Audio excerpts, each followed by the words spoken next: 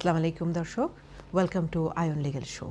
আপনাদের সাথে আছি আমি সলিসিটর ফারজানা আফরোজা এবং আমার সাথে আছেন বরাবরের মতো একজন নতুন গেস্ট সোহেল আহমেদ। আমরা এই আয়ন লিগ্যাল শোয়ের মাধ্যমে আমাদের কমিউনিটির মানুষদেরকে আমাদের যে বিভিন্ন লিগ্যাল ম্যাটারে নলেজ এবং এক্সপিরিয়েন্স শেয়ার করে থাকি আমাদের কমিউনিটির মানুষদেরকে এম্পাওয়ার্ড করার জন্যে। তেমনি একটি বিষয় নিয়ে আমরা আজকে আপনাদের সামনে উপস্থিত হয়েছি, আর সেটি হলো উইলস অ্যান্ড প্রোবেট। শুরুতেই বলে রাখি যে আমরা এই প্রোগ্রামে যা কিছু আলোচনা করি সেটি একটি জেনারিক অ্যাডভাইস। আপনার যদি কোনো স্পেসিফিক অ্যাডভাইসের দরকার হয় আপনি অবশ্যই কোনো কোয়ালিফাইড সলিসিটরের সাথে কথা বলে নেবেন। আমাদের স্ক্রিনে একটি নাম্বার দেওয়া আছে, সেই নাম্বারে কল করে আপনারা সরাসরি আমাদের সাথে কথা বলতে পারবেন উইলস এবং প্রোবেট নিয়ে। আজকে আমরা উইলসের বিভিন্ন বিষয় এবং প্রোবেটের বিভিন্ন বিষয় নিয়ে জানবো। সেই সাথে আমরা জানবো যে ট্যাক্স এর ইমপ্লিকেশনটা কী এই উইলস এবং প্রোবেটের মধ্যে। আমাদের সাথে আছেন solicitor Sohel Ahmed. Welcome to my show ভাইয়া। থ্যাংক ইউ আপা, অনেক ধন্যবাদ আমাকে কল করার জন্য। আজকে আমরা দর্শকদেরকে জানিয়ে দিয়েছি কোন বিষয়ে কথা বলবো, উইলস বিষয়ে কথা বলবো। দর্শক আপনারা জানেন যে জীবন এবং মৃত্যু এক প্যাকেজেই আসে। আমাদের জীবন খুব সংক্ষিপ্ত। এই অনিশ্চিত জীবনের জন্যে আমরা অনেক কিছুই সুন্দরভাবে গুছিয়ে করে রেখে যেতে পারি না, কিন্তু উইল আমাদের এমন একটি সুযোগ করে দেয়, আপনি আপনার জীবদ্দশায় যে কষ্ট করে যে সম্পদ অর্জন করেন বা সেভ করে রাখেন, আপনার যে ব্যাংক স্টেটমেন্ট বা আপনার অন্যান্য যে সম্পদগুলো, সেগুলো আপনি খুব সুন্দরভাবে আপনি বেঁচে থাকতেই আপনার মৃত্যুর পরে কেমনভাবে সেটি বন্টন হবে করে যেতে পারেন। সেই উইলস নিয়ে আমরা এখন জানবো আমাদের সম্মানিত গেস্টের কাছে। সোহেল ভাই, এই যে উইলের কথা আমরা বলছিলাম, আমরা অনেকে উইল শব্দটার সাথে পরিচিত, কিন্তু আমরা অনেকে সেটি করি না। এটা ইম্পর্টেন্সটা আসলে কি? ওকে, প্রথমে আমি বলি, আমরা যারা এই ইউকেতে থাকি, যেসব স্পেশালি আমরা যারা বাংলাদেশ থেকে আসি, বিশেষ করে মুসলমান যারা, তাদের জন্য আমি স্টার্টিং শুরু করব যে এই দেশে যারা আমরা থাকি তাদের জন্য উইল করা ফরজ। আমি আবার বলবো, যারা আমরা ইসলামী ধর্মমতে বিশ্বাসী তাদের জন্য উইল করা ফরজ। কেন ফরজ?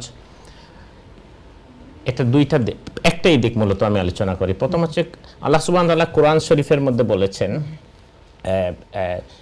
সূরা নিসার 4টি আয়াত দিয়ে সম্পূর্ণভাবে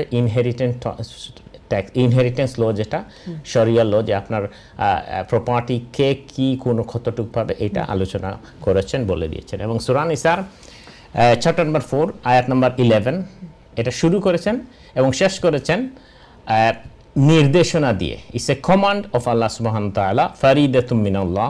ইন সূরা নিসার শেষ আয়াত, সেটাতে বলা হচ্ছে যে এটা নির্দেশ আল্লাহর।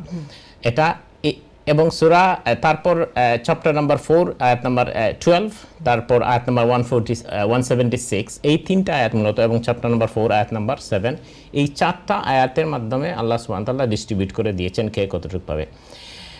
এবং আল্লাহ সুবহানাহু ওয়া তাআলা কিন্তু নামাজ পড়ার জন্য কোরআন শরীফে সূরা আল বাকারার মধ্যে বা অন্যান্য অংশে যত জায়গায় বলেছেন সরাসরি নির্দেশ দেন নাই। আল্লাহ সুবহানাহু ওয়া তাআলা বলেন না যে নামাজ পড়ো, এবং কীভাবে বলে দেন নাই সরাসরি নামাজ কীভাবে পড়তে হবে।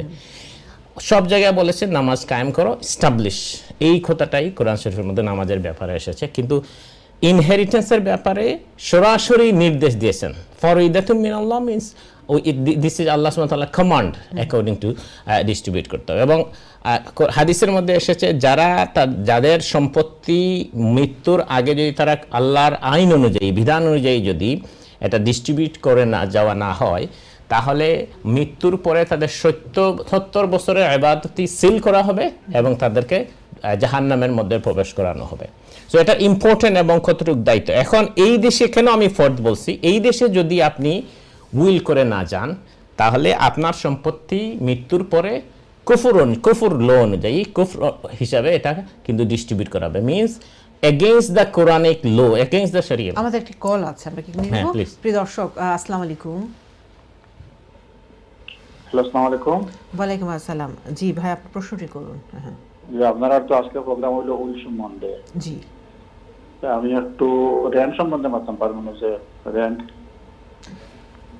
আমরা রেন্ট নিয়ে আবার আমরা একটা নতুন প্রোগ্রাম করব। আপনি সেদিন কোশ্চেনটা আমাদের জন্য রাখবেন প্লিজ। আমরা আজকে উইল অ্যান্ড প্রোবেট নিয়ে আলোচনা করছি। আপনার কলের জন্য অনেক ধন্যবাদ, থ্যাংক ইউ। আমরা যেখানে জি ছিলাম। জি আলাইসাল্লাম, যদি আপনি উইল করে না যান, ইসলামিক উইল যেটা আমি বলতেছি, তাহলে কিন্তু আপনার মৃত্যুর পর আপনার সম্পত্তিগুলো অ্যাকর্ডিং টু ইংলিশ ইনহেরিটেন্স ল, যেটা কোরআনের এগেইনস্টে, সেই অনুযায়ী ডিস্ট্রিবিউট করা হবে। এবং ইন্টারেস্টিং লো কীভাবে হয়, আপনার যদি মৃত্যু হয় তাহলে আপনার স্পাউস যদি থাকেন বিবাহিত স্ত্রী, তাহলে তিনি পাবেন 325 first share, and then remaining asset 50% যাবে ওনার কাছে, এবং রিমেইনিং 50% আপনার বাচ্চাদের মধ্যে ইকুয়াল শেয়ার হবে। এবং একটা স্টেজে যে দেখা যায় অনেক সময় যদি তোমার আপনার হেয়ার কেউ না থাকে উত্তরাধিকারী, এটা কিন্তু ক্রাউনের কাছে চলে যায়। আর ইসলামিক লো যদি ইসলামিক কোরআনিক আইন করে যান, কোরআনিক ইসলামিক উইল করে যান, তাহলে কোরআনিক এটা ডিস্ট্রিবিউট করা হবে। এই জন্য বলা হচ্ছে এটা ফোর্স। তার চেয়ে সবচেয়ে বড় ইম্পর্টেন্ট হচ্ছে স্টেট প্ল্যানিং, যেটা ইনহেরিটেন্স লো। আপনি যদি আপনার জীবদ্দশায় যদি উইল করে যান, তাহলে আপনার প্রপার্টি কে কীভাবে এটা আপনি সেট আপ করে দিয়ে গেলেন। অনেক সময় কি হয়, আপনার ইনহেরিটেন্স, যেটা আমরা আলোচনা করব সময় পেলে, অ্যারাউন্ড 40% ইনহেরিটেন্স লো। এখন এই আপনার টোটাল সম্পত্তির এক্সাম্পশন রয়েছে, রিলিফ রয়েছে, এগুলা পড়ে এখন এই এক্সাম্পশন এবং রিলিফগুলো অনেক সময় মিস হয়ে যায়, যেগুলো আপনার এক্সিকিউটিভ বা ট্রাস্টের এটা বা আপনার রিপ্রেজেন্টেটিভ এটা অ্যাপ্লাই করতে পারে না, just lack of correct state planning. So আপনি যদি উইল করে যান এবং স্টেট প্ল্যানিংটা অ্যাডপ্ট করেন, তো অনেক সময় কি হয় যে ইনহেরিটেন্ট ট্যাক্স যেটা, এটা সেভ করা যায়। তো এই জন্য কারেক্ট স্টেট প্ল্যানিংয়ের জন্য আমি মনে করি উইল ইজ ভেরি ইম্পর্টেন্ট। এবং আপনি এটা এমন একটা আপনার ইনহেরিটেন্স তো 40%, এটা এমন এইরকম ডিজাইন করা হয়েছে HMRC ল, আপনি কেউ যখন মারা যায় তখন পার্সোনাল রিপ্রেজেন্টেটিভ আপনার প্রবেটের জন্য অথবা লেটার অফ অ্যাডমিনিস্ট্রেশনের জন্য অ্যাপ্লাই করা হবে। করার পর বিফোর মেক দিস অ্যাপ্লিকেশন আপনার ইনহেরিটেন্স রিটার্ন সাবমিট করতে হয়, এবং ওই রিটার্ন সাবমিট করার পরে আপনি ডিসিস্টের রেখে যাওয়া যে সম্পদ, যে টাকা পয়সা, এগুলা হাত দেওয়ার আগে আপনি প্রথমে ইনহেরিটেন্স ট্যাক্স পে করতে হয় HMRC রে। তাহলে এখানে একটি প্রশ্ন থেকে যায় যে আমি যদি নাই জানি আমি কতটুকু পাচ্ছি, তাহলে আমি কি করে আমি ট্যাক্স সাবমিট করব? এটা হচ্ছে আমরা যারা লয়ার, আমরা যারা ট্যাক্স রিটার্ন সাবমিট করি, আমরা তো ক্যালকুলেশন করে সাবমিট করি। HMRC ট্যাক্স রিটার্ন ফর্ম রয়েছে। আচ্ছা, তাহলে এটা যে তাহলে ফর এক্সাম্পল একজন ফ্যামিলিতে, একটি ফ্যামিলিতে 3 থেকে 4 জন মানুষ আছেন, তাহলে কি 4 জনকে আলাদা করে ট্যাক্স রিটার্ন করতে হবে? না, এটা ট্যাক্স রিটার্ন করবে তো আপনার executor, on behalf of executor, আমরা সলিসিটর। তার প্রথমে সে অ্যাসেট গুলো সে কালেক্ট করবে, দেন ট্যাক্স পে করবে, দেন সে এটাকে অ্যারেঞ্জমেন্টে যাবে। এবং অ্যাসেট কিন্তু কালেক্ট করবে বলতে এক্সিকিউটর কালেক্ট করতে পারবে না আনটিল প্রবেট গ্রান্টেড।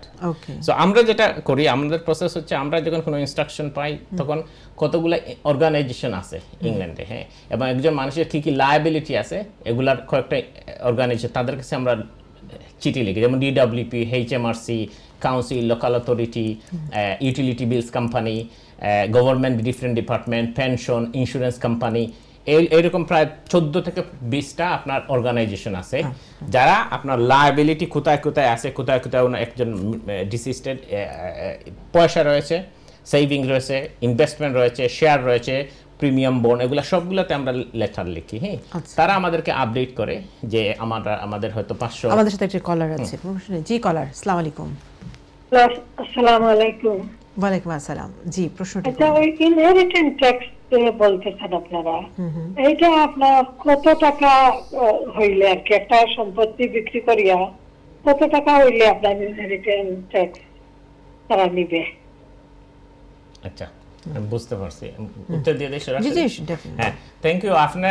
আপনার কইছেন যে ইনহেরিটেন্স কত, একজন এটা ডিপেন্ড করে আপনি যাইন মারা গেছেন বা যাইন দুনিয়ার উপরে আসেন, হাজব্যান্ড ওয়াইফ যদি বিবাহিত থাকেন, তাহলে ইচ পারসন 325,000 পর্যন্ত সম্পদ তাহলে ইনহেরিটেন্স ট্যাক্স দেওয়া লাগে না, বাট স্টিল আপনি রিটার্ন সাবমিট করতে হয়।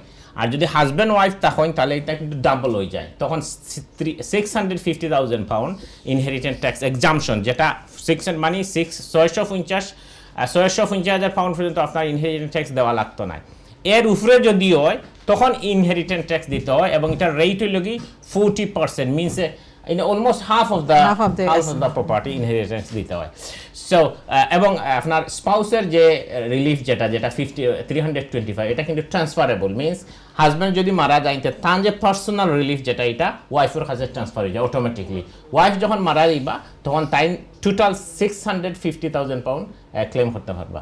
সো আমি যে viewer selecting, so that's why I give the answer. Yeah, so আশা করি উনি উত্তর পেয়েছেন। জি, জি। থ্যাংক ইউ আপনার কলের জন্য দর্শক।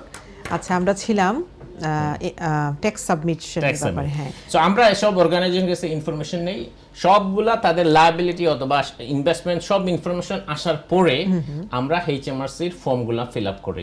অনেকগুলা ফর্ম আছে, ডিপেন্ড আপনার প্রপার্টির সাইজ অনুযায়ী আমরা ট্যাক্স রিটার্ন সাবমিট করি। ট্যাক্স রিটার্ন সাবমিট করার পরে এইচএমআরসি এগুলা ভেরিফাই করে আমাদেরকে ট্যাক্স বিল পাঠাবে। হ্যাঁ, তো অনেকে তো আপনার 200,000 পাউন্ড তো একসাথে দিতে পারবে না, তখন এটা ইনস্টলমেন্টের ইয়ে রয়েছে। সো মিনিমাম একটা পেমেন্ট দিতে হয়। হ্যাঁ, অ্যারাউন্ড 1 মিলিয়ন পাউন্ডের যদি স্টেট থাকে, ডেট স্টেট থাকে, minimum around 20,000 pound first payment দিতেই হবে। কেউর কাছে যদি ওই টাকা না থাকে, যারা বেনিফিশিয়ারি বা এক্সিকিউটিভ ট্রাস্টি, তাহলে কি করবে? তখন ব্যাংকের মধ্যে একটা পলিসি আছে, ব্যাংকগুলো তাদেরকে লোন দিবে এইচএমআরসিকে। হ্যাঁ, অথবা ডিসিস্টের যে টাকা যদি সেভিং থাকে অথবা ইনভেস্টমেন্ট থাকে, তাহলে ব্যাংক সরাসরি এইচএমআরসিকে আপনার পে করবে। হ্যাঁ, আমরা চিঠি লিখি এবং ব্যাংক সরাসরি এইচএমআরসির ফার্স্ট ইনস্টলমেন্টটা পেমেন্ট করবে। And once we pay, then HMRC আমাদেরকে একটা কোড দিবে, একটা ইউনিক কোড থাকে, সিকিউরিটি কোড, ওইটা আমাদের দিবে। ওইটা পাওয়ার পরে আমরা কিন্তু প্রোবেট অ্যাপ্লিকেশন সাবমিট করতে পারবো। এর আগ পর্যন্ত কিন্তু আমি প্রোবেটই পাবো না। আচ্ছা। সো আগে হয়েছে আপনি বেনিফিশিয়ারি পাক না পাক, অথবা কোনো যদি ক্রেডিটর থাকে সে টাকা পাক না পাক ইয়ের কাছ থেকে, আপনার এই মৃত ডিসিজ পার্সনের স্টেট থেকে এইচএমআরসি থেকে আগে, সবার আগে এইচএমআরসিকে পে করতে হবে। আচ্ছা। This is how design. So look how difficult the situation is. এই জন্য উইল করা ইজ ভেরি ইম্পর্টেন্ট। কারণ আপনি যদি স্টেট প্ল্যানিং না করেন, যেমন স্টেট প্ল্যানিংয়ে যেমন কিছু এক্সাম্পশন রিলিফ আছে যেগুলো ডিপেন্ড করে আপনি অ্যাডভাইস নিতে হবে কোনো প্রফেশনালের কাছ থেকে, আপনার সার্কামস্টেন্স অনুযায়ী, আপনার পার্সোনাল সার্কামস্টেন্স অনুযায়ী আপনার ট্রাস্ট করবেন কিনা, আপনার যদি আন্ডার এজ বাচ্চা থাকে। তো এই ব্যাপারগুলো আপনি প্রফেশনালি অ্যাডভাইস নেওয়ার পর then you need to make a will. যেমন exemption and relief, spouse exemption আছে। যেমন কেউ যদি দেখা যায় তাদের প্রপার্টি হচ্ছে below 650, then I am not concern, because তারা আপনার এক্সাম্পশন পেয়ে যাচ্ছে, স্পাউস এক্সাম্পশন। অনেক ক্ষেত্রে ডিভোর্স হয়ে যায়। যদি ডিভোর্স হয়ে যায় এবং ডিভোর্সের আগে যদি কেউ উইল করে থাকে, you must reconsider it again এবং must make a new will. কারণ ডিভোর্সের পর উইল রিমেক করতে হয়।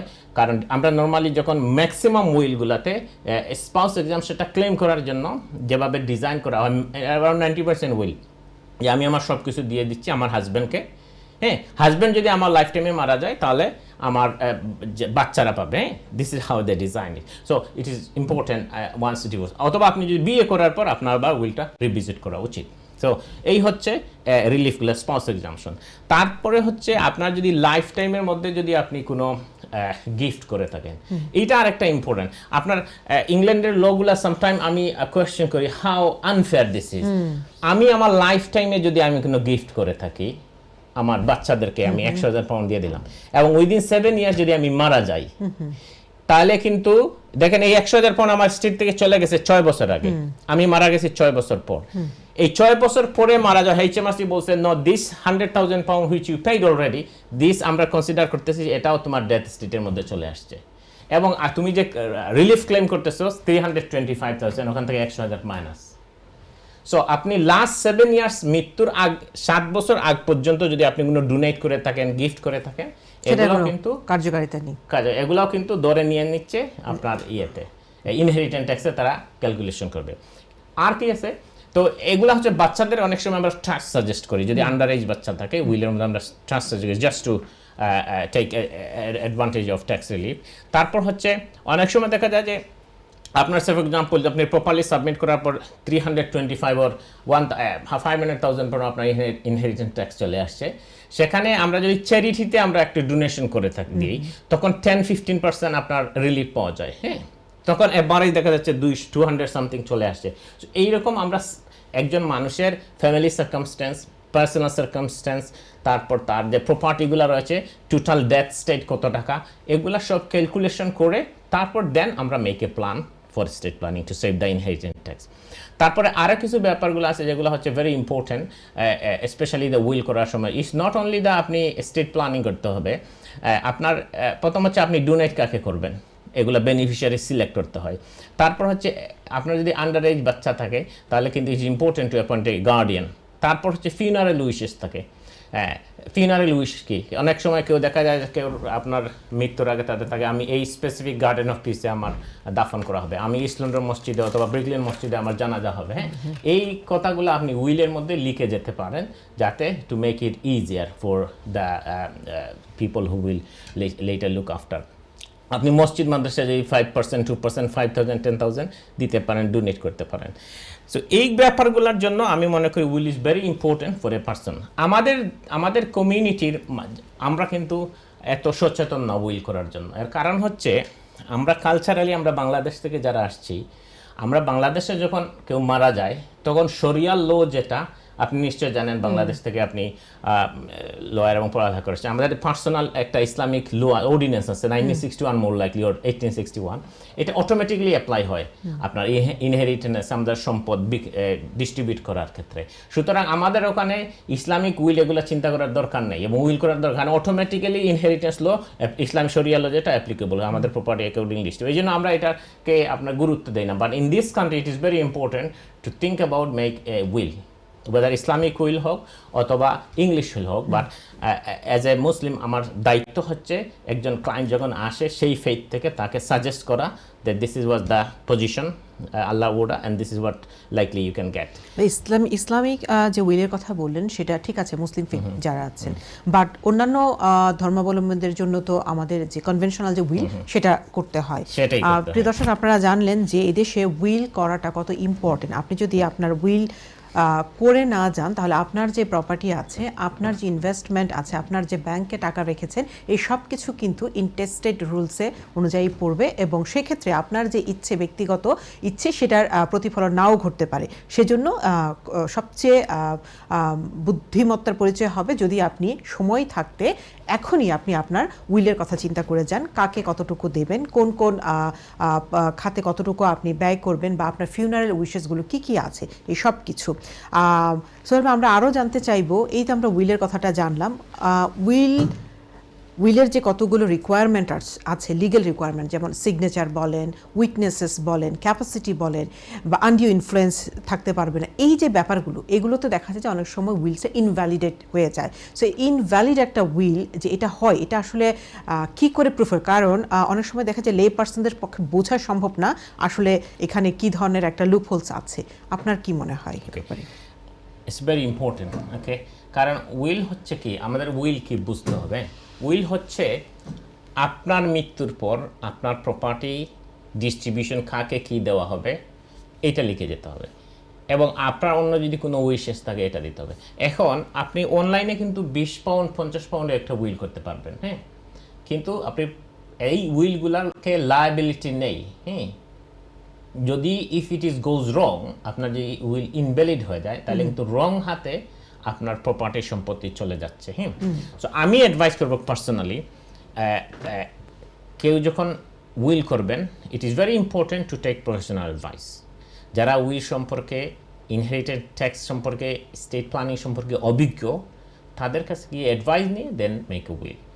কারণ হচ্ছে আপনি যদি উইল যদি ইনভ্যালিড হয় তাহলে এভরিথিং গোজ। এবং উইল কি, উইলের রিকোয়ারমেন্ট হচ্ছে লিগ্যাল রিকোয়ারমেন্ট যেটা, এটা হচ্ছে আপনি আপনার উইল সেক্ট 1837 অনুযায়ী যিনি উইল করবেন তার মেন্টাল ক্যাপাসিটি থাকতে হবে, হ্যাঁ, মেন্টাল ক্যাপাসিটি ফার্স্ট রিকোয়ারমেন্ট।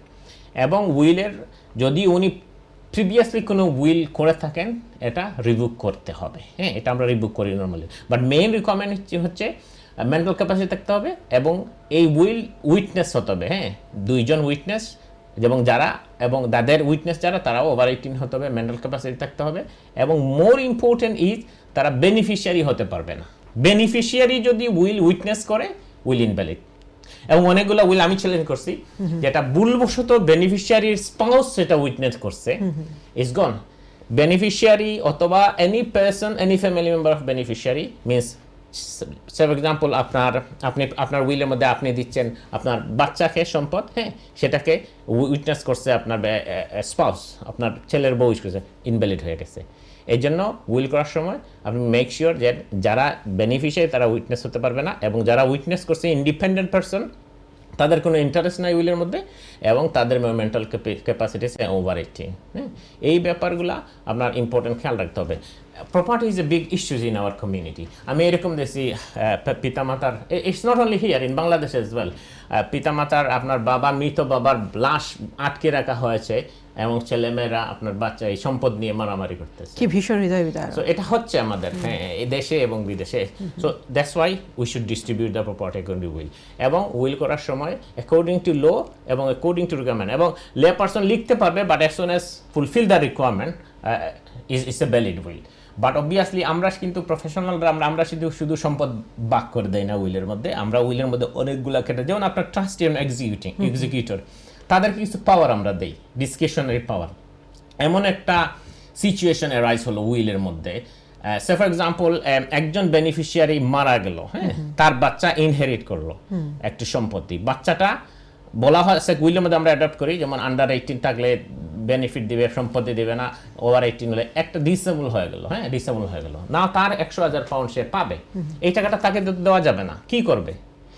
এই পাওয়ারটা আমরা উইলের মধ্যে দিয়ে থাকি ট্রাস্টিদেরকে, ডিসক্রিশনারি পাওয়ার, এবং আরও কিছু পাওয়ার দেওয়া থাকে যাতে একজন ট্রাস্টি বা এক্সিকিউটর আপনার ওপেনলি ন্যায় বিচার করতে পারেন উইলের মধ্যে। তো এই ব্যাপারগুলো তো আপনি একজন লে পার্সনের পক্ষে সব কিছু নিয়ে আসা সম্ভব না। হ্যাঁ, ইনহেরিটেন্স ট্যাক্স যেটা, এটা তো সে অ্যাডপ্ট করতে পারবে না, সে এক্সাম্পশন রিলিফ ওগুলো সম্পর্কে তো ডিটেলস তার নলেজ নেই। So this circumstance, my personal recommendation, আপনি হয়তো 500 পাউন্ড এখন যদি আপনি সেভ করতে যান, হয়তো 5,000 পাউন্ড আপনার পরে লস হবে। So it's better to get advice and draft the will through a legal professionals. সেটাই, অনলাইনে আমরা এত অ্যাডভার্টাইজ দেখি যে আপনার উইল ফ্রি করে দেওয়া হবে, দেন বিভিন্ন অর্গানাইজেশনে সেই অফারটা করে থাকে, কিন্তু আমাদেরকে খুব কেয়ারফুলি সেই অফারগুলো আসলে চেক করে নিতে হবে, কারণ আদারওয়াইজ আপনার যে উইলটা করছেন, আপনার যে প্রপার্টিগুলো আপনি প্রিয়জনদের দিয়ে যাবেন, সেই ব্যাপারটি হয়তো পুরোটাই বৃথা হয়ে যেতে পারে। প্রিয় দর্শক, আমরা কথা বলছি প্রবেট নিয়ে, উইল নিয়ে। আপনারা যারা কোয়েশ্চেন করতে চান, আপনারা কোয়েশ্চেন করতে পারেন, আমরা আরও আছি আপনাদের সাথে কিছুক্ষণ। সোহেল ভাই, আমাদের একটা প্রশ্ন ছিল, এই যে লিগ্যাল রিকোয়ারমেন্টগুলো যদি কোনো কারণে ফুলফিল না হয়, তাহলে তো একটা উইল ইনভ্যালিড হয়ে যাচ্ছে। তাহলে এই ইনভ্যালিড হয়ে যাওয়ার পরে প্রপার্টিটা তাহলে কি হচ্ছে? ইনটেস্টেড রুলসে পড়ে যাচ্ছে। আচ্ছা, তো ইনটেস্টেড রুলে যখন পড়ে যাচ্ছে, তখন এই দেশের ল অনুযায়ী সেখানে ওই পার্সনের যদি কোনো আত্মীয় স্বজন না থাকে, তাহলে পুরোটা তো গভর্নমেন্টের কাছে চলে যাচ্ছে, একদম চলে যাবে সেটা। আর যদি থেকে থাকে, তাহলে সেটা কিভাবে ডিস্ট্রিবিউট করা হবে? ওকে, সো ইনহেরিটেন্স ইংল্যান্ড ইনহেরিটেন্সের যে লোড, সেটা হচ্ছে আপনার প্রথমে যদি ওয়াইফ থাকে, wife 325 limit currently is to be 250, so 322 পাবে। তারপরে হচ্ছে যে রিমেইনিং প্রপার্টি, এগুলার 50% ওয়াইফ পাবে বা হাজব্যান্ড পাবে, স্পাউস পাবে। এবং আবার একটা কথা যদি একটু ক্লিয়ার করি, প্রপার্টি মনে করেন যে সবার যে 325,000 থাকবে তাও তো না। তাহলে আমরা একটু আমাদের দর্শকদের জন্য সহজ করে বলতে চাই, তাহলে ব্যাপারটা কিরকম? আমরা মনে করি যে মিডল ক্লাস একটা ফ্যামিলির একজন মানুষ, সে মারা গেলেন, তার ওয়াইফ আছে, 2 বাচ্চা আছে, বাচ্চাদেরও বাচ্চা আছে, তাহলে আমরা সেটা কিভাবে ডিস্ট্রিবিউট করতে পারি? বাচ্চাদের পরে কেউ পাবে না। আচ্ছা, হ্যাঁ, বাচ্চা প্রথম হচ্ছে ওয়াইফ পাবে, ওয়াইফ বা স্পাউস, যে লিভিং স্পাউস পাচ্ছে, বাট পার্টনার হলে, আনম্যারিড পার্টনার হলে হবে না। আচ্ছা, ইটস ভেরি ইম্পর্টেন্ট, কারণ অনেক সময় দেখা যায় যে technically husband wife Islamic marriage করছে, একসাথে থাকতেছে, লিগালি ম্যারেজ না, কিন্তু ইংল্যান্ডে আপনি মসজিদে নিকাহ করলেন, আচ্ছা, হ্যাঁ, নিকাহ হওয়ার পর আপনার কেউ নেই, হ্যাঁ, সো এটা কিন্তু লিগ্যাল ম্যারেজ না। সো এটা ভেরি ইম্পর্টেন্ট, আমাদের এটা কিন্তু অ্যাওয়ারনেসের জন্য আমাদের শেয়ার করা প্রয়োজন। আনম্যারিড পার্টনার হলে উইল করে যাওয়া বেটার, আদারওয়াইজ উনি ডিপ্রাইভড হবেন। হ্যাঁ, যদি আপনার আনম্যারিড পার্টনার থাকেন, লিগ্যালি ম্যারিড না থাকেন, ইসলামিক ম্যারেজ হলে হবে না এই দেশের ইসলাম। বাংলাদেশে রেজিস্টার্ড ম্যারেজ, বাংলাদেশে ম্যারেজ হলে হবে। বাংলাদেশে যদি ম্যারেজ, কারণ according to Bangladesh law is legal marriage, ওটা একসেপ্ট করা হয়, যদি নিকাহ থাকে, আপনার ম্যারেজ রেজিস্টার করা হয়, দেন উনি পেয়ে যাচ্ছেন ইনহেরিটেন্স ল আন্ডার। যদি না থাকে, আনম্যারিড পার্টনার হলে কিন্তু পাবেন না, তখন ইনহেরিটেন্স ল অনুযায়ী আপনার পার্টনার ছেড়ে আপনার বাচ্চাদের কাছে চলে যাবে। যাই হোক, ধরেন আমরা একটা মিডল ক্লাস নিচ্ছি, ম্যারিড, আপনার প্রথমে স্ত্রী পেয়ে যাবে 325 বা হাজব্যান্ড পেয়ে যাবে 322, and then the remaining half পাবেন আপনার স্পাউস, এগেইন আপনার হাজব্যান্ড বা ওয়াইফ যিনি বেঁচে থাকবেন, তিনি half of the whole property, whole state পেয়ে যাবেন। আচ্ছা, এবং রিমেইনিং প্রপার্টি যাবে আপনার বাচ্চাদের মধ্যে আপনার ইকুয়াল শেয়ার। তাহলে এখানে দেখা যাচ্ছে একজন স্পাউস দুবার পাচ্ছেন, উনি প্রথম যতটুকু প্রপার্টি থাকুক 325,000 সরাসরি পেয়ে যাচ্ছেন, হ্যাঁ। এরপরে যেটুকু থাকবে সেখান থেকে হাফ উনি পেয়ে যাচ্ছেন, উনি পেয়ে তাহলে এখানে দেখা যায় স্পাউসের রাইট অনেক বেশি, অনেক বেশি এবং অনেক সময় দেখা এবং যায় সমান ইকুয়াল, হাজবেন্ডও যা পান হ্যাঁ, একজন ওয়াইফও তা wife-ও পান। যাবে। এবং অনেক সময় দেখা যায় বাচ্চারা কিছুই পাচ্ছে না। আচ্ছা, যেমন আপনার একটা গড় আছে, গড়ের দাম হচ্ছে 300,000 পাউন্ড, ঠিক আছে, তাহলে উনি ওয়াইফ কত পাচ্ছেন? 322। তা উনি পুরোটাই পাচ্ছেন। পুরোটাই বাচ্চারা পাচ্ছেই না, এই জন্য that's why you need to make a Will. Will to ensure the fairness. হ্যাঁ, তারপর বাচ্চারা থাকলে এখন দেখা যাচ্ছে একজন সিঙ্গেল পারসন মারা গেল, তার কেউ নেই, ওয়াইফও নেই, বাচ্চাও নেই, বাচ্চা নেই, হ্যাঁ। তখন এগুলা চলে যাবে তার বাবা মার, ইংলিশ বাবা মার কাছে। যদি বাবা মা না থাকে, বাই, হ্যাঁ, আচ্ছা। বাই সিবলিংদের কাছে ইকুয়াল শেয়ার। যদি এরা না থাকে তাহলে half blood brother and sister, এরা না থাকে গ্র্যান্ডফাদার, দেন এরা না থাকে half blood uncle and aunty, হ্যাঁ, up to there half blood আপনার জেনারেশন পর্যন্ত যায়। এরপর যদি দেখা যায় কেউ নাই ওই লাইনের মধ্যে, তাহলে চলে যায় ক্রাউনের কাছে। ক্রাউনিং আছে, অ্যাসেন্ডেন্ট ডিসেন্ডেন্ট সবাই এখানে, সবাই, আচ্ছা, একদম না, এটা লিমিটেড আছে হাফ ব্লাড পর্যন্ত। আচ্ছা, half blood। এবং এটা half blood sibling, half blood আপনার grandfather, half blood brother, cousin, এই পর্যন্ত, এরপরে আর যায় না। তারপরে কিন্তু আপনি যদি টোটাল অ্যাসেন্ডেন্ট ডিসেন্ডেন্ট লাইনে তাহলে তো একটা সময় আপনি পেয়ে যাবেন কাউকে, তাই না? কিন্তু একটা স্টেজে এটা বন্ধ হয়ে যায়। আচ্ছা, একটা বাউন্ডারি আছে যে এরপরে আর এরপরে কিন্তু ক্রাউনের কাছে চলে যায়, নাম্বার 1। নাম্বার 2, কেউ থাকে না। অনেক সময় আমাদের ইংলিশ কালচারে যেটা অনেক সময় কি হয়, মানুষ পাওয়া যায় না। আমি একটা উইল ডিল করছি, কেউ নাই, যে যিনি মারা গেছেন ওনার কেউ নাই, উইল নাই, আচ্ছা, কেউ পাচ্ছে না। তারপর আমরা আপনার লগে যে নিউজে পাঠাইছি, তারপর এক সময় অস্ট্রেলিয়াতে একজন ডিসেন্ডেন্ট পাওয়া গেছে ওনার ওই ইন্টারেস্টি রুল অনুযায়ী। আচ্ছা, হ্যাঁ, তো অস্ট্রেলিয়া থেকে সব প্রপার্টি পরে আমরা এক্সিকিউট করে দিয়েছি।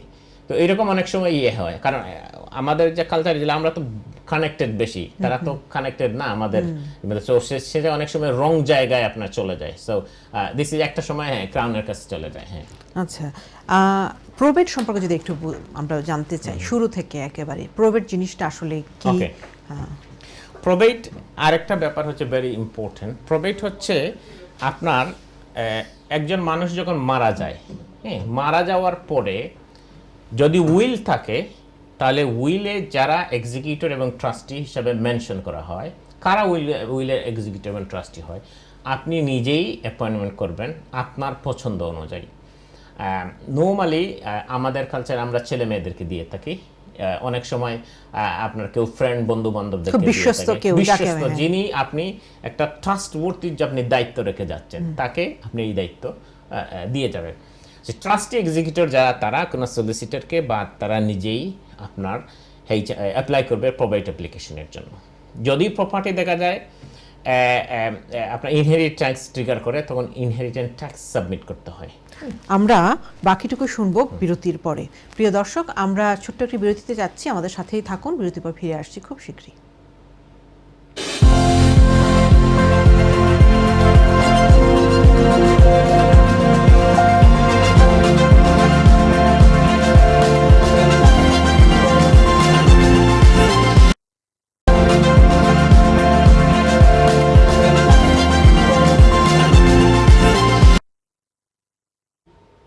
প্রিয় দর্শক, আরও একবার স্বাগত আয়ন লিগ্যাল শোতে। আপনাদের সাথে আছে আমি সলিসিটর ফারজানা আফরোজা এবং আমার সাথে আছেন সলিসিটর সোহেল আহমেদ। বিরতির আগে আমরা কথা বলছিলাম প্রবেট নিয়ে, আমরা এখন আবারও ফিরে যাচ্ছি সেই আলোচনায়। সোহেল ভাই, প্রবেট আমরা ছিলাম যে প্রবেট কি, কিভাবে সেটি আসলে গ্রান্ট হয়? প্রবেট হচ্ছে প্রবেট এবং লেটার অফ লেটার প্রবেট এবং লেটার অফ অ্যাডমিনিস্ট্রেশন, দুইটা জিনিস। আপনি যিনি মারা যাবেন ডিসিজ, তার যদি কোনো উইল থাকে, তাহলে আমরা প্রবেটের জন্য অ্যাপ্লিকেশন করে থাকি। এবং প্রবেট অ্যাপ্লিকেশন কে করবে? আপনার এক্সিকিউটর বা ট্রাস্টি যারা থাকবে, তারা কোনো সলিসিটরকে ইনস্ট্রাক্ট করবে, then will apply for it. Okay, আর যদি কোনো উইল না থাকে, তাহলে লেটার অফ অ্যাডমিনিস্ট্রেশনের জন্য আমরা অ্যাপ্লাই করব। এবং লেটার অফ অ্যাডমিনিস্ট্রেশন জেনারেলি কারা করবে? স্পাউস। স্পাউস যদি হাজব্যান্ড থাকে হাজব্যান্ড, ওয়াইফ থাকলে ওয়াইফ। আর যদি স্পাউস ওয়াইফ না থাকে, তাহলে বাচ্চারা করবে।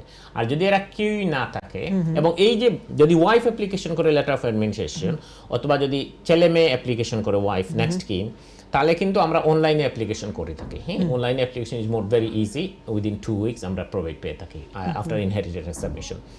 আর যদি আমরা এই দুই গ্রুপ থেকে যদি কেউ না থাকে, তাহলে যেমন কোনো ফ্রেন্ড অথবা কাজিন অথবা কোনো আন্টি অথবা কোনো আঙ্কেল অথবা গ্র্যান্ডফাদার অথবা কোনো প্যারেন্টস অ্যাপ্লিকেশন করতেছে, দেন এটা কিন্তু পেপার বেসড অ্যাপ্লিকেশন করতে হয়।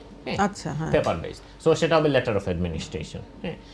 এই হচ্ছে কিন্তু দুটো কারণে এটা হোক প্রবেট হোক লেটার অফ অ্যাডমিনিস্ট্রেশন সলিসিটরের মাধ্যমেই করতে হচ্ছে। হ্যাঁ, বা কেউ যদি ইন্ডিভিজুয়াল যদি পারে এজ এ লে person is fine, it's fine.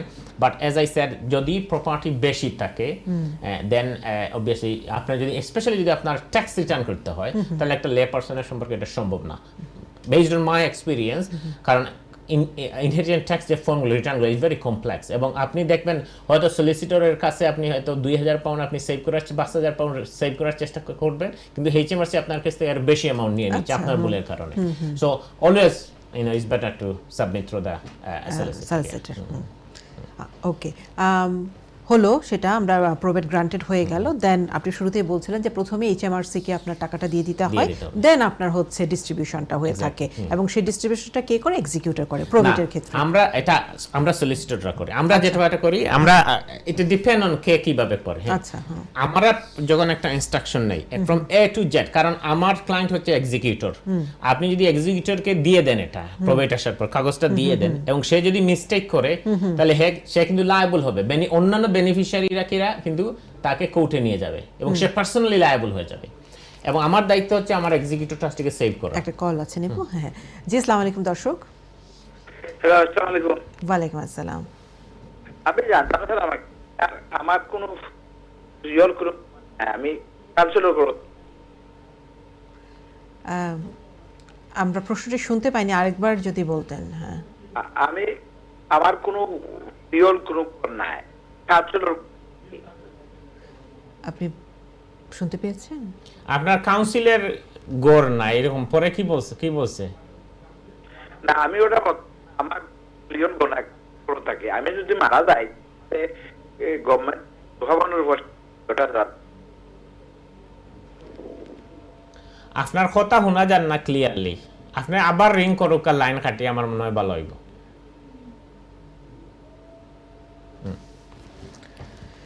হ্যাঁ, আমরা কোথায় ছিলাম? আমরা কথা বলছিলাম লেটার অফ অ্যাডমিনিস্ট্রেশন বা প্রবেট যেটাই হোক, যদি কোনো কারণে মিস্টেক হয়ে থাকে তাহলে উনি লায়াবল হবেন, এক্সিকিউটিভ লায়াবল, বেনিফিশিয়ারি তাকে নিয়ে যাবে কোর্টে। আমার এজ এ লয়ার আমার দায়িত্ব হচ্ছে আমার এক্সিকিউটিভ আমার ক্লায়েন্টকে সেভ করা। হ্যাঁ, তো আমরা যেটা করি একদম আমরা ফান্ডগুলো কিন্তু আমাদের অ্যাকাউন্টে নিয়ে আসি, সব আমাদের অ্যাকাউন্টে নিয়ে আসি। যেমন ডিসিজ যে ডেথ স্টেট, এটা 100,000 পাউন্ড 1 মিলিয়ন পাউন্ড আছে, তখন আর এমএল চেকের কোনো দরকার হয় না। না, এমএল তো আমাদের দরকার না, এটা তো আমাদের কাছে টাকা আসতেছে ব্যাংক থেকে। ওকে, হ্যাঁ। তো আমরা প্রথমে আগে বলছি, আমরা শুরুতেই যতটা অর্গানাইজেশন আছে সব অর্গানাইজেশনকে আমরা লেটার লিখি, যদি কোথায় আপনি আরেকটা কল এসেছে, সরি। হ্যাঁ, জি জি দর্শক, আসসালামু আলাইকুম। ওয়ালাইকুম আসসালাম। আপনার প্রশ্নটি করুন। জি, আমি প্রশ্নটা করবো আমাকে, আমি তাকে কাউন্সিলর করবো। আচ্ছা, আমি এমনি জানতাম স্যার আমাকে যে আমি যদি মারা যাই কোনো 15 বছর কাউন্সিলে বা আমরা আপনার প্রশ্নের অর্ধেকটা পেয়েছি। আপনি একজন কাউন্সিল হাউসে থাকেন, আপনি যদি মারা যান, তারপরে কি ছিল? লাইনটা খুবই ব্যাড আজকে। আচ্ছা, আমার 15 বছর দিব না, আমি পারমানো আপনার কইরা নি আপনারে পয়সা দিবনি, যে গুরখাবানোর পয়সা। কিওর পয়সা? কিতার পয়সা? মাটি দিবার পয়সা। ও আচ্ছা, মাটি দেবার পয়সা। না, আমি জানি না এটা আপনার লোকাল অথরিটিতে কোনো পলিসি থাকলে, আপনার বিভিন্ন ফান্ড যদি কোনো কিছু থাকে তাহলে হয়তো পেতে পারেন, অথবা ইংল্যান্ডে অনেকগুলো চ্যারিটি আছে যারা রিসেন্টলি ডেভেলপ হয়েছে সিন্স কোভিড, আমার মনে হয় তাদের সাথে আপনি একটু যোগাযোগ করে আপনার নাম রেজিস্টার করে রাখেন, অথবা অনেকগুলো মসজিদ ভিত্তিক একটা ফিউনারেল সার্ভিস আছে যেগুলো আপনি ইন্স্যুরেন্সের মতো একটা কিনে নিতে পারেন, মান্থলি একটা টাকা দিয়ে যাবেন, তখন তারা আপনার ফিউনারেল অ্যারেঞ্জ করবে। হ্যাঁ, আপনার লোকাল মসজিদের সাথে, অথবা ইসলামের মসজিদের পাশে কয়েকটা আপনার চ্যারিটি আছে যেগুলো ফিউনারেল সার্ভিস দিয়ে থাকে, আমার মনে হয় তাদের সাথে কথা বলেন, অথবা আপনি যদি লন্ডনে না থাকেন তাহলে আপনি যে এলাকায় থাকেন সেই এলাকায় মসজিদের সাথে কথা বলবেন। অনেকগুলো মসজিদে আমি জানি এই পলিসি ফিউনারাল সার্ভিস আছে, আপনি মান্থলি 10 পাউন্ড বা 5 পাউন্ড দিয়ে যাবেন এবং এটা ইন্স্যুরেন্সের মতো, আপনি যেদিন মারা যাবেন আপনার ফিউনারাল তারা A to Z করে নেবে। থ্যাংক ইউ আপনার কোয়েশ্চেনের জন্য। আচ্ছা, আমার দায়িত্ব হচ্ছে প্রথমে আমি কিন্তু যেখানে ছিলাম যে এক্সিকিউটিভকে সেভ করা, আমি প্রথমেই লিখি 15টা অর্গানাইজেশন, আমি জানি কোথায় কি আছে। আচ্ছা, প্রভিডেন্ট গ্রান্ট হওয়ার পর আমি ওই অর্গানাইজেশনগুলোর সাথে যোগাযোগ করব যে আমার প্রভিডেন্ট আছে, তখন তারা আমাদেরকে চেক পাঠায় প্রত্যেকে। যেমন ব্যাংকে যদি হয় তো অনেক সময় ব্যাংক আমাদেরকে ফান্ড ট্রান্সফার করে আমাদের ক্লায়েন্ট অ্যাকাউন্টে, আমরা ক্লায়েন্ট অ্যাকাউন্ট দিয়ে দেই। তারপর যদি কোনো কোথায় শেয়ার থাকে, এগুলো কারেন্ট মার্কেট প্রাইস, তারা আমাদেরকে চেক পাঠিয়ে দেয়, সব টাকা আমাদের ফান্ডে আসবে। তারপর আমরা পত্রিকায় আপনার ওল্ড সিস্টেম পত্রিকায় অ্যাডভার্টাইজ দেই, হ্যাঁ, যে যদি কোনো ক্লেমেন্ট থাকে, কেউ বেনিফিশিয়ারি থাকে, তাহলে আমাদের সাথে যোগাযোগ, আমাদের টাইম দেয়, এটা কিন্তু আমাদের দায়িত্ব। হ্যাঁ, এগুলা সব করার পর লাস্ট থিং আমরা যেটা করি, আমরা ইন্ডেমনিটি ইন্স্যুরেন্স কিনি এগেইনস্ট। ইন্ডেমনিটি ইন্স্যুরেন্স হচ্ছে যদি কোনো বেনিফিশিয়ারি অ্যারাইজ হয় অথবা কোনো ভুল হয়, তাহলে ওই এক্সিকিউটর যাতে পার্সোনালি না হবে, ইন্স্যুরেন্স কভার করে। হ্যাঁ, এটা করি। এরপরে আমরা উইল অনুযায়ী আমরা স্টেট অ্যাকাউন্ট তৈরি করি। স্টেট অ্যাকাউন্ট হচ্ছে টোটাল আমাদের কত টাকা আসলো, এবং এটা থেকে কিন্তু আপনি শুধু ব্যাংকের টাকা আছে না, আপনি কিন্তু অনেক লায়াবিলিটি আছে ওই ডিসিজ পার্সনের, আপনার আউটস্ট্যান্ডিং কাউন্সিল ট্যাক্স বিলস, আউটস্ট্যান্ডিং ইউটিলিটি বিলস আছে, অনেক সময় ব্যাংকের লোন আছে, ক্রেডিট কার্ড বিল আছে, HMRC ওভারপেইড পেনশন আছে। হ্যাঁ, মারা যাওয়ার পর তো HMRC keep continue to pay the pension, isn't it? So pension over payment হয়ে গেছে, এগুলা সব কিন্তু আমরা ইনফরমেশন নিয়ে বসে আছি। আমরা যখন আসবো, যেমন আমরা 100,000 পাউন্ড ডিসি স্টেটের ফান্ড পেলাম, আমরা এই লায়াবিলিটিগুলো প্রথমে পে করব। হ্যাঁ, যে লায়াবিলিটি, সব লায়াবিলিটি পে হওয়ার পর যে ফান্ডটা থাকবে, ওই ফান্ডটা আমরা ডিস্ট্রিবিউট করব অ্যাকর্ডিং টু উইল। হ্যাঁ, উইলের যেটা আছে, যদি উইল না থাকে ইন্টারস্টেসি লো অনুযায়ী। এবং এই টোটাল প্ল্যানটা অনেক সময় ব্যয় করতে, আমরা স্টেট প্ল্যানিং করে আপনার অ্যাকাউন্ট সব কিছু রেডি করে, তারপর আউটস্ট্যান্ডিং বিল সবগুলো রেডি করে আমরা সবগুলা প্রত্যেকটা সিঙ্গেল বেনিফিশিয়ারির কাছে পাঠাই। তারা অ্যাপ্রুভ করে, অ্যাকনোলেজ করে, তারা নো অবজেকশন দেয়, তারপর এটা আমাদের কাছে রিটার্ন আসে। বিকজ আমরা আমাদেরকে সেভ করতে হবে, এক্সিকিউটিভকে সেভ করতে হবে। এগুলা সব আসার পর দেন আমরা স্টেট অ্যাকাউন্ট সবগুলা রেডি করি, তারপর প্রত্যেকটা বেনিফিশিয়ারিকে চেক পাঠাই, ওদের সাইন নেই, ডকুমেন্ট রেডি করি। সব হওয়ার পর, সব টাকা ডিস্ট্রিবিউট হওয়ার পর দেন আমরা একটা রিপোর্ট দেই এক্সিকিউটিভ এবং ট্রাস্টিকে, ইনক্লুডিং হিজ ইন্ডেমনিটি ইন্স্যুরেন্সের কপি সব কিছু দিয়ে আমরা পাঠাই, এবং দেন আমরা ফাইল ক্লোজ করি। সো এই টাকাগুলো সরাসরি এক্সিকিউটিভের কাছে কিন্তু যায় না। আচ্ছা, হাওয়েভার অনেক সময় যেটা হয়, যদি ফান্ড মনে করেন কম থাকে, হ্যাঁ, অনেক executor is happy two withdraw money themselves, so তারা এই টাকাটা নিয়ে যায়। হ্যাঁ, তারা এই টাকাটা নিয়ে আমাদের কাছে শুধু প্রোভাইড নিয়ে যায়, প্রোভাইড নিয়ে তারা টাকাটা উইথড্র করে, 5,000 পাউন্ড আছে বা 10,000 পাউন্ড, এটা not a big amount, so executor is happy to take. তো আমরা উই ডোন্ট মাইন্ড, আমরা টাকাটা দিয়ে দেই, বাট আমরা তার কাছে রিটার্ন অথরিটি রাখি that he will distribute the asset by himself. So this is how the plan is. Provide is very simple, but যখন সলিসিটররা করে থাকে, it's a lot of formality. Because আপনি দেখেন এটা একটা ট্রাস্টি পজিশন, আপনি 1 মিলিয়ন পাউন্ড 2 মিলিয়ন পাউন্ড আপনার অ্যাকাউন্টে আসতেছে, আপনি এটা ডিস্ট্রিবিউট করেন অ্যাকর্ডিং টু উইল, এখানে trust issues, confidential, all this information is involve. So সেই রকম একটা পজিশন নিয়ে, দায়িত্ব নিয়ে আপনার কাজ করতে হয়। এই জন্য আপনি যারা প্রোভাইড করে থাকেন, যারা কনভিন্স করেন, তাদের indemnity insurance is very high, but is worthy. So this is how এখানে অনেকগুলো প্রশ্ন আমার মধ্যে এসেছে। একটা হলো যে এই যে আপনি বললেন যে যা যা ডেট আছে সেগুলো দিয়ে দেওয়ার পর ডিস্ট্রিবিউশনের ব্যাপারটা আসে, সে ডিস্ট্রিবিউশন করতে গিয়ে যদি দেখেন যে কোনো একজন ফ্যামিলি মেম্বার বা বেনিফিশিয়ারি হ্যাপি না, বা সে মনে করছে যে সে তাকে ডিপ্রাইভ করা হচ্ছে, অথবা সে যতখানি এক্সপেক্ট করেছিল ততখানি সে পায়নি, আর কাউকে কাউকে একেবারেই এক্সক্লুডেড রাখা হয়েছে, সো সেই বিষয়গুলো তখন কিভাবে ডিল করতে হয় বা করে না? হ্যাঁ, এটা হচ্ছে দেখা যায় স্পেশালি আমাদের এই দেশে ইংলিশ কালচারে যেটা আমরা দেখি, আপনার অনেক সময় একটা ছেলেকে, এবং এইরকম আমি উইল করেছি, I feel very sad this to when I make this will, আপনার ছেলে মেয়ে তাদের কিচ্ছুই দেন, একটা ফ্রেন্ডকে সব কিছু দিয়ে গেছে, এবং একটা চ্যারিটি যেটাতে ওই তার ডগ ছিল, ওই পেটটা লুক আফটার করবে ওই চ্যারিটি, ওই চ্যারিটিকে 50% অ্যারাউন্ড 600,000 পাউন্ড কিন্তু আমার ক্লায়েন্ট দিয়ে দিছে। আচ্ছা, একটা ডোনেশন দিয়ে গেছে। কি ওই তার একটা পেট আছে ডগ, ওইটারে তারা লুক আফটার করবে, চ্যারিটিকে দিয়ে দিচ্ছে। এইরকম তারা চ্যারিটিকে দিয়ে দেয় সবাই। হ্যাঁ, এইরকম যদি হয় আপনার এটা চ্যালেঞ্জ করতে পারবেন। বেনিফিশিয়ারি নাই তো আপনি, যেহেতু উইলে তার নাম, সে বেনিফিশিয়ারি না বাট ফ্যামিলি মেম্বার, সে এটা হাইকোর্টে ফ্যামিলি ডিভিশনে এটা চ্যালেঞ্জ করতে পারবে যে এই যে উইল আমার মা বাবা বা কেউ করেছেন এটা ফেয়ার না, কারণ আমাকে ফুলি ডিপ্রাইভ করা হয়েছে, ইটস আনরিজনেবল। ওই ফেয়ারনেসের উপর চ্যালেঞ্জ করে তখন court if find it unfair, তখন তাকে দেওয়া হবে। হ্যাঁ, তাকে কোর্ট ডিসিশন দিবে যে এটা না, তাকে একটা প্রপোর্শন, রিজনেবল একটা প্রপোর্শন দেওয়া হোক যাতে তার ফেয়ারনেসের জন্য। আমি একটা করেছি এরকম, একটা পাকিস্তানি ন্যাশনালের ছিল। It's very complex procedure to challenge it in the court, এবং ভেরি রিস্কি এজুগেল, এবং প্রসিডিউরগুলো কয়েকটা হিয়ারিং হয় আপনার। But yes, you can challenge it, beneficiary challenge করতে পারে কোর্টে দ্যাট যে উইলটা করে আমার বাবা মা করে গেছেন, সব কিছু দিয়ে দিয়েছেন আমার বড় ভাইকে বা ছোটো ভাইকে বা একটা চ্যারিটিতে, এটা ফেয়ার না, সো এটা ইনভ্যালিড ডিক্লেয়ার করা হোক এবং আমাকে প্রপোর্শন বেনিফিশিয়ারি দাও, এটা কোর্ট অ্যাপ্রুভ করে। এই ক্ষেত্রে সলিসিটরে কি ধরনের লায়াবিলিটি আসতে পারে যদি কোনো সলিসিটর সেটা মেক করে থাকে? ওকে, না, উইল যদি হয়ে থাকে সলিসিটর ইজ নট লায়াবল, কারণ solicitor need to follow the instruction of the client, তার কোনো লায়াবিলিটি নাই।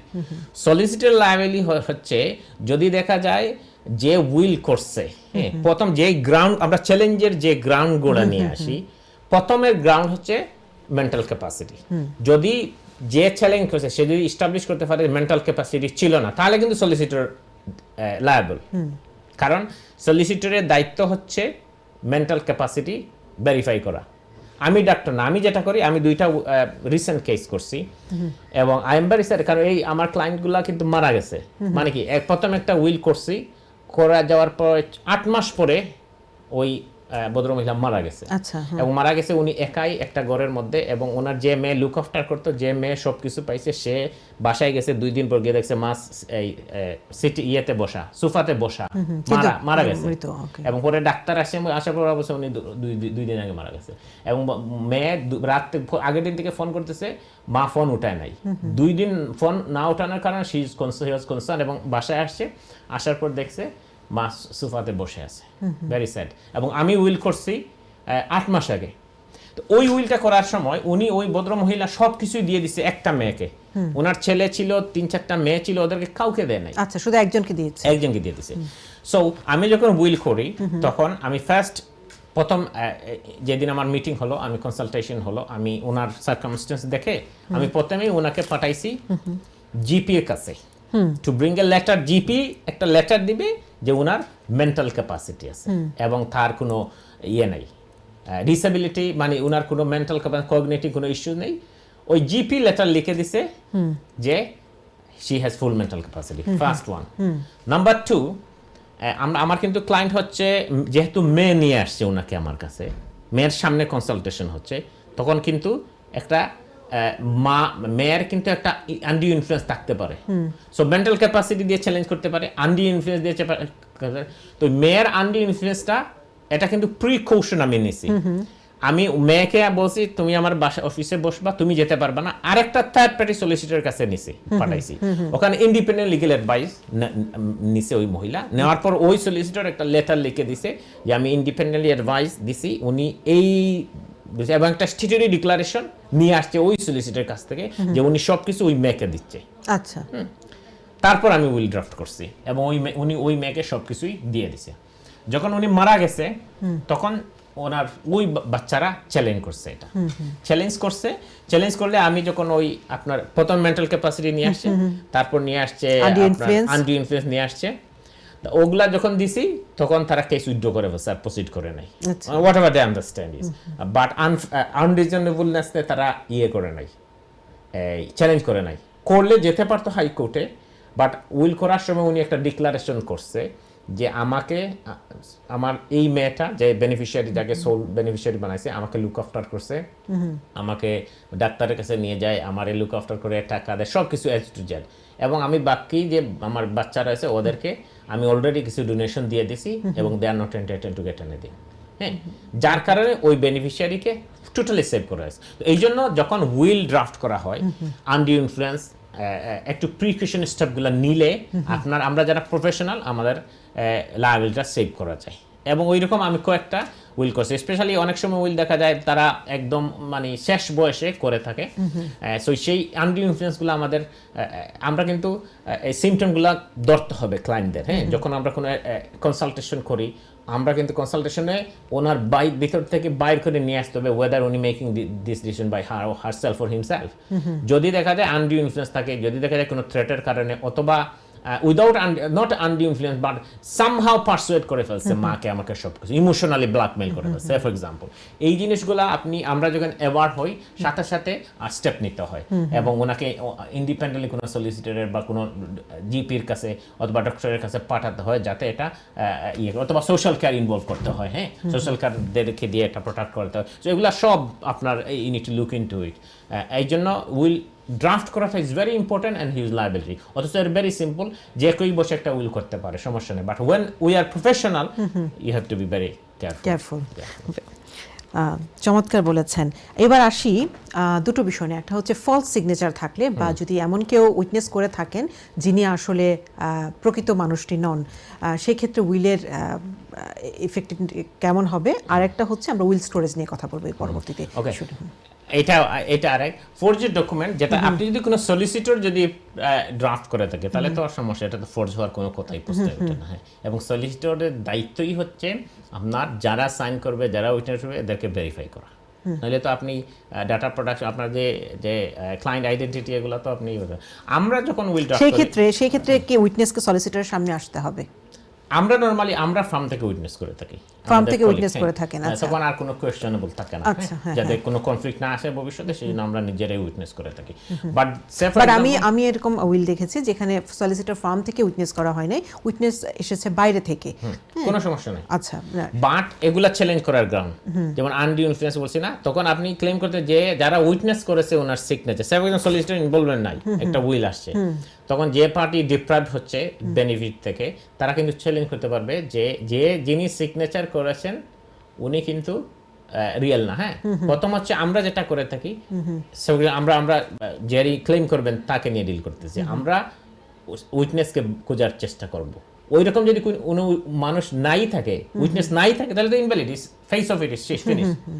বাট রিয়েলি আমার নামে করে ফেলছে, আমার নামে সিগনেচার করে ফেলছে, আমার সাথে কন্ট্যাক্ট করবে সলিসিটর, আমাকে ভেরিফাই করবে যে এটা আমি করছি কিনা, এটা আমি উইটনেস করছি কিনা। আমি যদি এটা উইটনেস করি, দেন আমরা নর্মালি যেটা করি, উইটনেসদেরকে একটা লেটার লিখি, একটা স্টেরি ডিক্লারেশন লিখি, একটা অ্যাকনোলেজমেন্ট ডিক্লারেশন, সিম্পল ডিক্লারেশন পাঠাই যে তিনি উইটনেস করছেন এই উইলটা, এই উইলটা উইটনেস করছেন, এবং ওই রকম একটা ডিক্লারেশন আমরা এই প্রবেট অফিসে পাঠাইতে, কোর্টে পাঠাইতে হয়। যেমন আমি রিসেন্টলি একটা প্রবেট করার সময় দেখা যাচ্ছে যে যিনি উইল করছেন উনি হসপিটালের বেডে উইলটা করছেন এবং হাতে লিখে দিচ্ছেন, কোনো প্রফেসর হাতে লিখে, এবং যারা উইটনেস করছেন দুইজন উইটনেস দিয়েছে কিন্তু ডেট দিছে ব্যাক ডেটেড, মিনস উইল করছে আজকে কিন্তু ডেট দিছে গতকালকের সিগনেচারে। তো এইটা যখন আমরা স্পটন করছি তখন আমরা ওই উইটনেসকে আমরা পাঠাইছি, লেটার পাঠাইছি যে সলিসিটরে গিয়ে আপনি ডিক্লারেশন দিতে হবে, তখন ওইটা আবার আমরা ফ্যামিলি ডিভিশনে পাঠাইছি, তখন তারা অ্যাপ্রুভ করছে। এগুলা আপনি যখন প্রবেটের জন্য অ্যাপ্লিকেশন করবেন, সব ডকুমেন্ট যদি আপডেট করে না পাঠান তাহলে কিন্তু তারা অ্যাপ্রুভ করবে না, তারা রিকুইজিশন পাঠাবে, তখন আপনি এগুলা নিয়ে ডিল করতে হয় আবার। So this is how. আর যদি দেখা যায় যে এই পার্সনকে ট্রেস করতে পারতেছে না, ওই পার্সন ওই যদি কোনো ফরজেড ডকুমেন্ট হয় তারা সলিসিটরের কাছে যাওয়ার আগেই তারা করবে। তারপরেও যদি ধরেন উইটনেস যে তারে টাকা পয়সা দিয়ে অথবা কোনো কিছু প্রবলেম দিয়ে ম্যানেজ করে ফেলতেছে বেনিফিশিয়ারি, যে সব সম্পত্তি পাচ্ছে, সে তো ইনভেস্ট করতে সমস্যা নাই, ডিল করে ফেললো আপনার ইয়ার সাথে, কি উইটনেসের সাথে, আমি দিচ্ছি তোমাকে 20%, এটা আমার সিগনেচার। ওই রকম যদি সিচুয়েশন হয় আমরা জানি, তখন তারা এটা আমরা এক্সপার্ট ইনস্ট্রাক্ট করি। আচ্ছা, এক্সপার্টরা দে আর ব্রিলিয়েন্ট, তারা এটা ফরেনসিক ইনভেস্টিগেশন লাগলে করে এই সিগনেচার জেনুইন কিনা না ফরজেড সিগনেচার। হ্যাঁ, তার ডকুমেন্ট আনবে, তারপর এটা আপনার টেস্ট করবে, ডিএনএ টেস্টের মতো সবকিছু এক্সপার্ট করে, তখন এক্সপার্ট অপিনিয়ন নিয়ে আমরা এটা চ্যালেঞ্জ, সেটা যদি কোনো বিচার করা যায়, সেটাই স্কোপ আছে, ম্যাটেরিয়ালস আছে, রিসোর্স আছে, ফোরাম আছে, you need to go right way. একদম। এই তো এখন উইল করা হয়ে গেল, সবকিছু হয়ে গেল, এবার স্টোরেজের বিষয়টা আসি। অনেকে বলেন যে উইলটা স্টোর কোথায় করবে, কারণ এটা ওনারা লুকিয়ে রাখতে চান বা তার আত্মীয় স্বজনকে জানাতে চান না, তখন আসলে উপায়টা কি? ওকে, দেয়ার ভেরিয়াস ওয়ে। একটা হচ্ছে ব্যাংকে রাখা যায়। Let me start with from me. Solicitor যারা উইল করে থাকেন, মেজরিটি সলিসিটর তারা স্টোরেজ আছে, আমাদের স্টোরেজ আছে, আপনি সলিসিটরের কাছে রাখতে পারেন। হ্যাঁ, আমরা যখন স্টোরেজ করি তখন যদি ক্লায়েন্ট কনসেন্ট দেয় তাহলে আমরা একটা সার্টিফাইড কপি এক্সিকিউটরের কাছে আমরা পাঠিয়ে দেই। আচ্ছা, আর যদি এটা যিনি ক্লায়েন্ট উইল করছেন উনি যদি কিপ সিক্রেট রাখেন, যে কেউ জানতে চায় না আমি আমার সব প্রপার্টি দিয়ে দিছি আমার বোনকে, আমার বাপকে, কাউকে বা দিয়ে কোনো দিছি, থার্ড পার্টিকে, কোনো থার্ড পার্টিকে দিছি, তাহলে ক্লায়েন্ট যদি বলে ডিসক্লোজ করে আমরা রাখি, ডিসক্লোজ করি না। বাট আমরা ক্লায়েন্টকে একটা লেটার লিখি আপডেট করার জন্য, যদি এটাও দেখা যায় তার ঘরের মধ্যে ছেলে মেয়ে আছে এরা শুনে যাবে, আমরা এটা রাখি না, আমরা এটা রেখে দিই। আমরা শুধু জাস্ট রেজিস্টার করে রাখি, অথবা এইচএন প্রবেটে আমরা একটা নোটিফিকেশন দিয়ে রাখি, যখন উনি মারা যাবে তখন এক্সিকিউটিভ বা ট্রাস্টিরা আমাদের সাথে যোগাযোগ করবে। জেনারেলি লোকাল যদি কেউ মারা যায় আমরা প্রচুর কল পাই, তার বেনিফিশিয়ারি ছেলেমেয়েরা ফোন করে জিজ্ঞেস করে তার বাবা মার কোনো উইল সার্চ দিয়ে চলে উইল আসে। সার্চ দিয়ে চলে আসে। তাই আমরা আমাদের স্টোরেজে রাখি। তারপর আপনি ব্যাংকে রাখতে পারবেন, আপনার এই যে গোল্ড টোল্ড যেখানে রাখেন স্টোরেজ রাখতে পারেন। তারপর হচ্ছে উইল রেজিস্টার করেও রাখা যায়। হ্যাঁ, রেজিস্টার করে রাখা যায়। সো বিভিন্ন মেথড আছে, বেস্ট হচ্ছে সলিসিটরদের যারা যাদের স্টোরেজ আছে স্টোরেজে রাখা। আদারওয়াইজ যদি কোনো সমস্যা না থাকে নিজের কাছে নিজের যে জরুরি কাগজপত্র বাসায় ওগুলোর মধ্যেও রাখা যায়। তাহলে বিভিন্নভাবে রাখা যায়। প্রথম হচ্ছে নিজের কাছে রাখা যায়, সলিসিটর ফার্মে রাখা যায়, ব্যাংকে রাখা যাচ্ছে এবং রেজিস্টার্ড করে রাখা যাচ্ছে। যখন রেজিস্টার্ড করে রাখার কথা আসছে তখন আসলে কোথায় রেজিস্টারটা করা হচ্ছে? অনলাইন একটা আছে, আপনি যে রেজিস্টার ইওর উইল ওখানে ওদের সাথে রেজিস্টার করা যায়, তাহলে এটা অনলাইনে করতে হয়। তাহলে পরে ওইটা হ্যাঁ ওদের কাছে দিয়ে দিতে হয়। ওদের কাছে দিয়ে দিতে হয়। আচ্ছা, আর ছেলেমেয়েরা বা আত্মীয়স্বজনরা যখন পরবর্তীতে উইল ফাইন্ড করতে চায় তখন তারা লোকাল যে সলিসিটর আছে ওখানে উইল সার্চ হিসেবে দিয়ে ওরা ইনফরমেশনটা নিতে পারে। জেনারেলি আমরা যেটা করি লেফোর এখানে উনি ওপেন, সো আমরা যেটা করি বা মোস্ট অফ দ্য সলিসিটর যেটা করে থাকেন, উইল ইনস্ট্রাকশন পাওয়ার পর আমরা ক্লায়েন্ট কেয়ার লেটার লিখি, তাই না? ক্লায়েন্ট কেয়ার লেটার উনি এটা রাখবে, এটা ইম্পর্টেন্ট ডকুমেন্ট। উইল কমপ্লিট হওয়ার পর আমরা ড্রাফট পাই, আবার লেটার লিখি। আর যদি আমাদের স্টোরেজের থাকে তাহলে আমরা এভরি ইয়ার আমরা এন্ড অফ দ্য ইয়ার আমরা সব ক্লায়েন্টদেরকে যারা উইল স্টোরেজ আছে তাদেরকে লেটার লিখি যে আমাদের উইল স্টোরেজ এখন সেফ আছে, তুমি যদি চাও নিতে পারো, অথবা কোনো যদি, কারণ উইলগুলো অনেক সময় চেঞ্জ করে, তারা চেঞ্জ করলে নতুন করে উইল করা দেয়, এটা কোডিসিল দিয়ে অ্যাড করে কোনো কোডিসিল করতে চাই আমরা এরকম একটা অ্যাডভাইস লেটার পাঠাই ক্লায়েন্টদেরকে। So any correspondence maybe it's important, তার ঘরে মারা গেলে পায় তখন সেটা থেকে তারা করতে পারে একটা। ওয়াও, চমৎকার। One last message for our viewers about will. Okay, কয় minute? 1 minute. Okay, viewers, will is very important, especially আমরা যারা বাংলাদেশ থেকে আইছি এবং যারা মুসলিম ফেইথ, আপনারা লাগি আমি শুরু করছি এটা ফোর্থ, এবং ফোর্থ ইজ ম্যান্ডেটরি আমি মনে করি উইল করার লাগে। এবং মোর ইম্পর্টেন্টলি ইসলামিক উইল অনেক সময় কোয়েশ্চেন হয় যে শরিয়ার ল তো ইংল্যান্ডও নাই, কিলে আমি শরিয়ার ল এনফোর্স করবো সরকারের ডিপার্টমেন্টের লগে। ইয়েস, শরিয়া ল যদি আপনি উইলও লেখিয়া যান, দেন যদি কোনো ডিসপুট হয় it's legally enforceable through the will. So আমি মনে করবো আপনারা উইল করবা, ইট ইজ ভেরি ইম্পর্টেন্ট। আমরা বাংলাদেশ থেকে আইসি, বাংলাদেশের কালচারালি লিগালি আমরা উইল অটোমেটিক্যালি ইসলামিক শরিয়া ল অনুযায়ী আমাদের প্রপার্টি ডিস্ট্রিবিউট করা হয়। কিন্তু ইংল্যান্ডও আপনি যদি ইসলামিক উইল করিয়া না যান, যদি আপনার আল্লাহর নির্দেশনা অনুযায়ী অর্ডার অনুযায়ী ইসলাম উইল না করিয়া যায়, তাহলে আপনার প্রপার্টি কুফরি মতবাদ অনুযায়ী ডিস্ট্রিবিউট করা হইব। আদার দেন দিস আপনার ইনহেরিটেড ট্যাক্স হইল কি 40%, half of the property government will take unless you make a proper state planning on your will. So আপনি ইংলিশ উইল হোক আর ইসলামিক উইল যে কোনো একটা উইল করিয়া যাই বা কোনো সলিসিটরের লগে পরামর্শ করি। This is my final message. Thank you very much. আসসালামু আলাইকুম ওয়া রাহমাতুল্লাহ। আপনাকে অসংখ্য ধন্যবাদ আসার জন্য। প্রিয় দর্শক, আশা করছি আজকের এই আলোচনা আপনাদেরকে অনেক সহায়তা করবে আপনাদের প্রপার্টিগুলোকে কিভাবে উইল করতে হয় এবং কেন করতে হয় এই ব্যাপারে। Thank you for watching Ayan legal show. Next এপিসোডে আবার দেখা হবে নতুন কোনো বিষয় নিয়ে, নতুন কোনো অতিথির সাথে। সবাই খুব ভালো থাকবেন। আল্লাহ হাফিজ।